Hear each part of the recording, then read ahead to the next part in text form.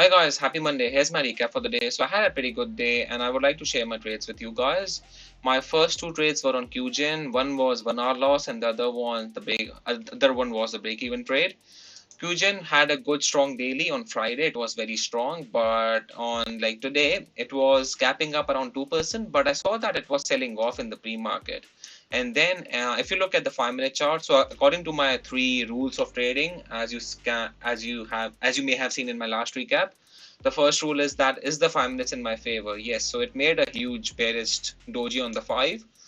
And can I get a good entry based on the 1-minute chart? Yes. So if coming to the 1-minute chart, it was making a wedge on the 1. See, it was making a wedge, higher lows on the 1. That's why I decided to go short here and with the stop loss above the high of this 1-minute candlestick, and I got stopped out. Then I saw that it squeezed above VWAP and I could see a lot of selling pressure around VWAP. That's why I entered again. But because it made a new high here, so this was a new high, like a new 5-minute high after the open. That's why I got out completely at break even. So this is good that I'm sticking to my rules. Even if the trade is green or supposed to be red, I don't care about that. A good trade for me is that I'm sticking to my rules. And that paid off. So if you see next trade, JD. So JD was a nice trade. JD sold off pretty badly on Friday. So in the back of my mind, I was like, JD was gapping up on Friday, but it sold off pretty badly. So I can expect a good long move from JD. I had that in the back of my mind that JD can give a good long move. That's why I could have entered short here at the pullback around VWAP, but I was like, okay, I'm not taking JD short because of this huge bullish momentum as well. Many people were taking it short here for a move continuation lower, but I did not. And then it made a higher lows on the 1, and then it held the 20 EMA. It was also making higher highs and higher lows on the 5-minute chart. That's why I decided to go long here with the stop loss below the VWAP. And because this is a confirmation, I could have entered here, but around VWAP, I tried to wait for the second candlestick to open and close above VWAP, something like that, or make a new 1-minute high above VWAP. So see, this never made a new 1-minute high above VWAP, but this time it made a new 1-minute high. That's why I entered long here.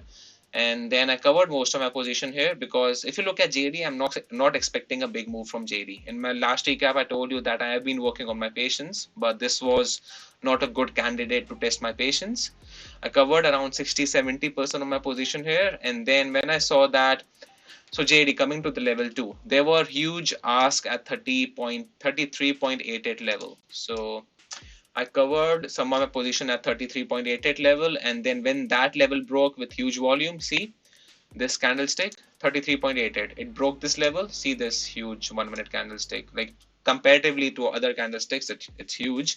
And there were another ask at 30, like a huge ask at 34.08, and see it failed to break that level. This is the 34.08. There were around 730, so that is 73,000 shares, and there were not enough buyers in the market to take up that ask. That's why it failed. So it's not like if you see an ask, you are taking it long at that level. If you see it, for example, if you're going long here and you see an ask at 34.08 level, so you can go long here and start covering at 34.08. It's a bad idea to go long at the ask. So if you see a huge ask at 34.08, it's a bad idea to go long at 34.08 because that ask can fail. To take up that ask, the buyer should be in the market.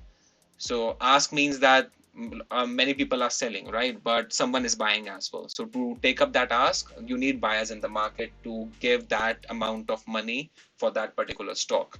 It's a transaction, buy and sell. In my last video as well, there was a comment that someone was saying to what do you mean by bids and asks and something like that. So bid means that, okay, the buyers are waiting at that level, and ask means that the sellers are waiting at that level. The sellers are asking for that, but the transaction happens between the buyers and the sellers. So if someone on the ask is selling, that means someone is buying at that particular level. So you can't think that if you see green, people are buying. No, if you see green, people are buying at the ask. And if you see red, people are selling at the bid. I know it's confusing. It was confusing for me as well at first, but you will get hold of it eventually. If you still have any questions, you can leave a comment down below and I can make a separate video explaining the bids and asks. I think we have classrooms as well based on that. So this was my JD trade, and then it made a new 1 minute high. So if you see JD, it made a new 1 minute, sorry, it never made a new 1 minute high. That's why I got out at the break of the 20 on the one. And because of that, huge ask failed 34.08. So I was not holding it to get out at break even. I still got out early because I saw that the huge ask was not going away and no one was willing to pay that price for that stock. See? Then last trade, my second trade was on Netflix, but I was holding it to show you guys at the last because this was my best trade. Netflix was called out by Thor in the pre-market. I was not having a lot of stocks in my gappers watch list, so Netflix was interesting. I had this in my on my trading station opened. So Netflix was breaking out of this daily range. That's why it was interesting. Why is not going on? Yeah, so that's why it was interesting to me. Then I saw that Netflix squeezed above VWAP. So I was thinking, like many people are thinking of taking it short here for a move continuation lower for opening range breakdown for ABCD pattern. But you see this huge bullish candlestick on the one. Those people are getting squeezed now, and I need to take advantage of that. So that's why I went long at the pullback. And when I entered, see, when I entered, my stop loss was the break of this pre-market level.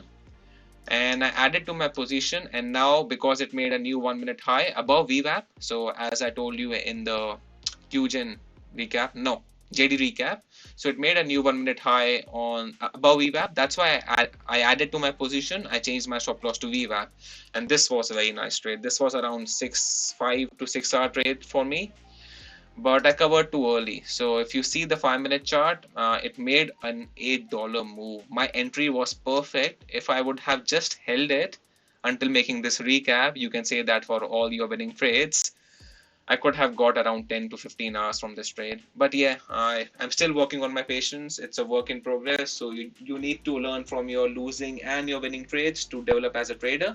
That's what I've been doing.